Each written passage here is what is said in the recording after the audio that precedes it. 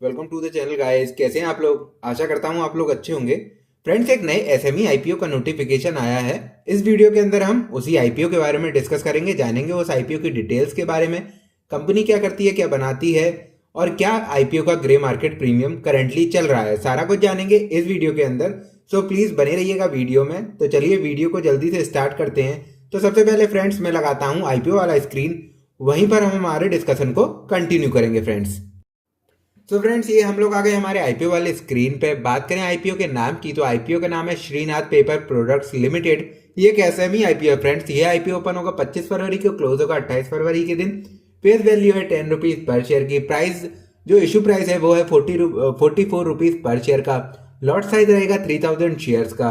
बात करें आईपीओ के टोटल इशू साइज की, तो वो है 23 करोड़ 36 लाख का, जो कि पूरा का पूरा फ्रेश इशू है। इसमें कोई भी ऑफर फॉर सेल हमें फ्रेंड्स देखने को नहीं मिलेगा।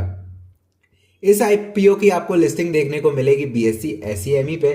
अब जानते हैं अदर इंपॉर्टेंट डेट्स के बारे में।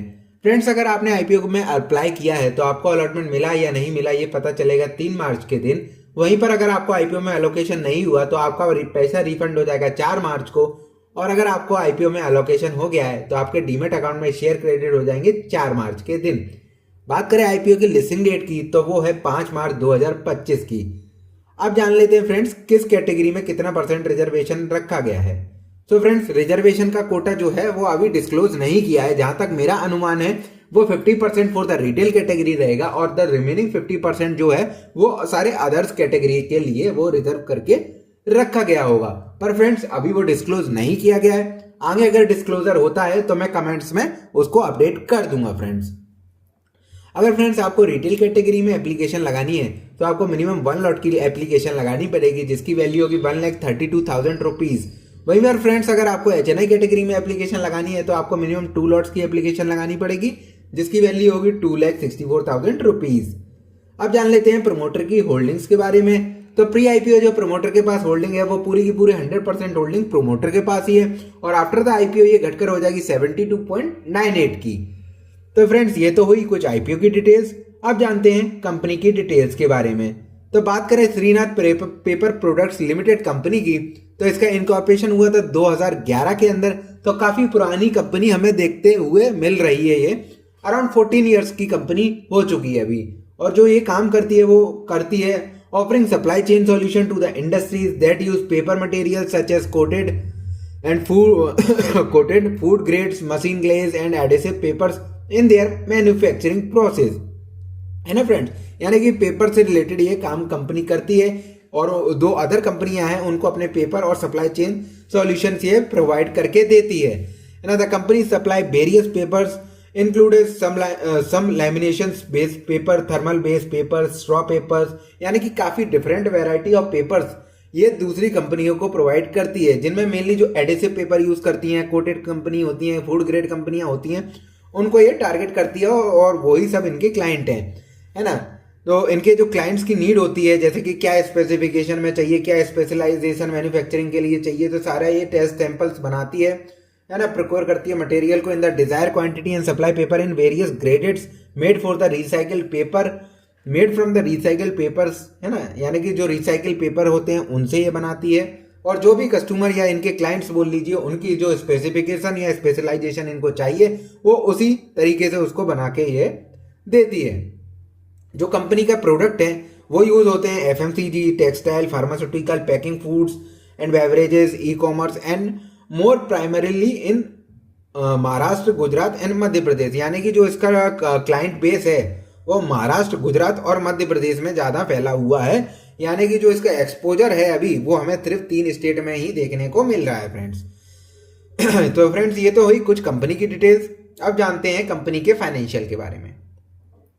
सो फ्रेंड्स, ये मैंने लगा लिए कंपनी के फाइनेंशियल। जो भी फिगर आपको स्क्रीन पर दिख रहे हैं वो सारे इन करोड़ हैं। सबसे पहले शुरुआत करते हैं एसेट से। तो फाइनेंशियल ईयर 2023 में इनके जो एसेट हैं वो 50 करोड़ 95 लैक्स के थे, जो कि फाइनेंशियल ईयर 2024 आते आते 60 करोड़ 34 लाख तक पहुंच चुके हैं। यानी कि एसेट में हमें ग्रोथ होते हुए देखने को मिल रही है।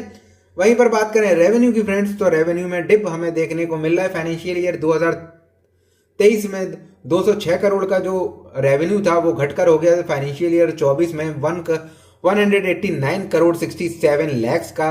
वहीं पर बात करें प्रॉफिट आफ्टर टैक्स की तो वो हमें फ्लैट होते हुए देखने को मिल रहा है, यानी कि ना तो उसमें ग्रोथ है ना वो डिक्लाइन हुआ है।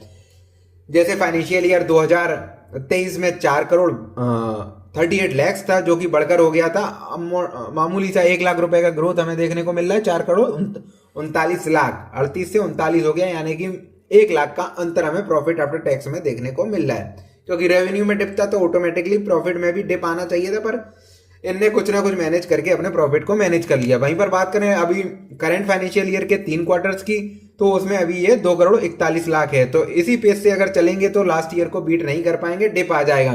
क्योंकि रेवेन्यू में भी हमें करंट फाइनेंशियल ईयर के 3 क्वार्टर के अंदर सिर्फ 78 करोड़ 62 लैक्स का ही रेवेन्यू होते हुए देखने को मिल रहा है, जो कि हमें डिप की ओर दर्शा रहा है कि इसमें हमें डिप आते हुए दोनों में देखने को मिलेगा। फ्रेंड्स, बात करें बोरोइंग्स की तो कंपनी के पास करंट ईयर में 31 करोड़ 37 लैक्स की बोरोइंग है, जो कि ईयर ऑन ईयर बेसिस पे चाहे वो 22 फाइनेंशियल ईयर 22 हो, फाइनेंशियल ईयर 23 हो या फाइनेंशियल ईयर 24 और करंट फाइनेंशियल ईयर हो, ये बढ़ता ही जा रहा है। इनका बोरोइंग्स जो है ईयर ऑन ईयर बेसिस पे हमें बढ़ते हुए ही देखने को मिल रहा है। तो ये एक बड़ी साइन है कंपनी के लिए।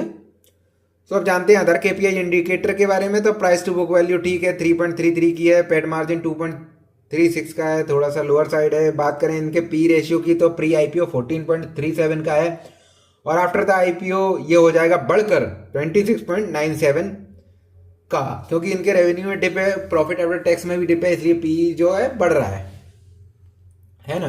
क्योंकि जो price to earning ratio earning घटेगी तो ऑटोमेटिकली पी रेशियो जो है वो बढ़ जाएगा फ्रेंड, है ना। अब जानते हैं इनके ग्रे मार्केट प्रीमियम के बारे में इस आईपीओ के। सो फ्रेंड्स, ये मैंने लगा लिया है जीएमपी वाला स्क्रीन। यहाँ पे अभी इसके जीएमपी में कोई भी ट्रेड होता हुआ फ्रेंड्स हमको नहीं मिल रहा है। सो फ्रेंड्स, अब आते हैं हमारे फाइनल क्वेश्चन पे कि आईपीओ में हमें जाना चाहिए या इस आईपीओ को अवॉइड करना चाहिए। सो फ्रेंड्स देखिए, इसकी borrowings year on year basis पे बढ़ती जा रही है और जो प्रॉफिटेबिलिटी है वो रिड्यूस होती जा रही है। रेवेन्यू भी कंपनी मेंटेन करके नहीं रख पा रही है। करंट फाइनेंशियल मान लेते हैं कि 23 से 24 में इनका डिप आया होगा, पर करंट फाइनेंशियल ईयर के 3 क्वार्टर में भी वो मुझे जो देख के अनुमान लग रहा है कि वो डिप ही आएगा एट द ईयर एंड, है ना फ्रेंड्स। और ये जो पी है वो भी हायर साइड ही है। सो फ्रेंड्स, कुल मिला के कोई भी अट्रैक्टिव पॉइंट नहीं है, सिर्फ ये बजाय इसके कि इसमें कोई भी ऑफर फॉर सेल नहीं है, सारा का सारा फ्रेश इशू है। सो फ्रेंड्स, ज़्यादा लुक्रेटिव मुझे लगता नहीं है ये आईपीओ। तो इस आईपीओ के लिए मेरा जो सिग्नल है या पॉइंट ऑफ व्यू है वो अवॉइड का है फ्रेंड्स।